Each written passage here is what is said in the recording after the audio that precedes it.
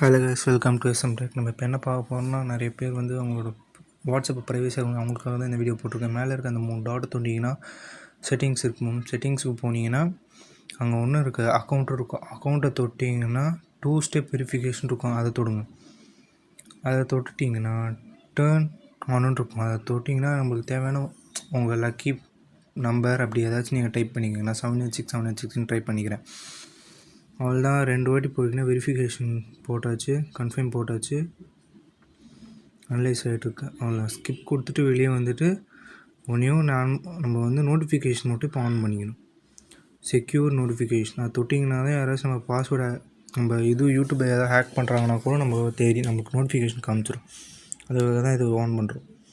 இப்போ நானே வாட்ஸ்அப்புக்குள்ளே போனால் கூட இப்போ நமக்கு பாஸ்வேர்ட் போட்டு தான் உள்ளே போக முடியும். இந்த பாஸ்வேர்ட் தெரியாமல் யாராலையும் லாகின் பண்ண முடியாது.